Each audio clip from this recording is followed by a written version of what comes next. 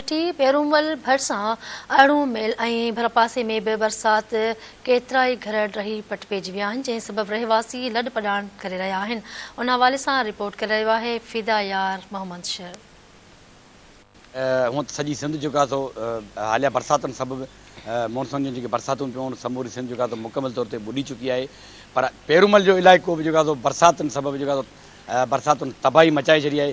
हिन वक़्तु असां मौजूदु आहियूं पेरूमल भरिसां अरिड़ों में लॻे ॻोठु सुल्तान चांहि जो डॉक्टर बीरबल मंगी में असां जेको आहे मौजूदु आहियूं, जिते केतिरा ई घर तक़रीबन 15 खां 20 घर जेके आहिनि ड्रही पट थी चुका आहिनि।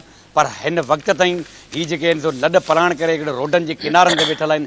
हिन वक़्तु असां हितां हिननि खां पुछंदासीं ॻोठण सां त हिन जो छा चवण आहे। पर असां वटि अॼु ताईं केरु पुछण वारो केरु कोन आयो आहे, न को माण्हू आयो आहे, न ऑफिसर आयो आहे, न ज़मींदार आयो, न ॿियो केरु आयो आहे, न नाइब नाज़म न नाज़म न केरु बि न। असीं जेके ॿार बचा ॾिसो प्लास्टिक विछाइनि ते वेठा आहियूं।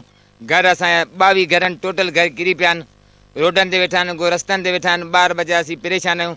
असांखे कंहिं राशन वाशन कुझु कोन थो खपे, असांखे सिर्फ़ु टेंट खपनि।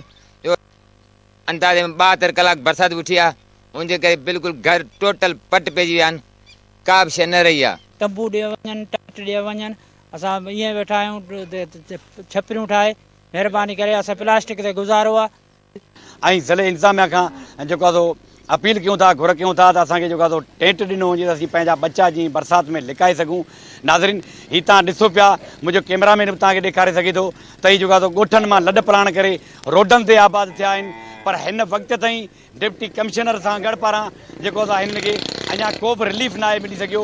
हिन खे को टेंट ॾिनो वञे जीअं ई अॾे जेको आहे 22-23 तारीख़ जेका आहे ईंदड़ बरसाति ॿुधाइनि पिया था, उन में वीचारा पंहिंजा बच्चा लिकाए सघनि।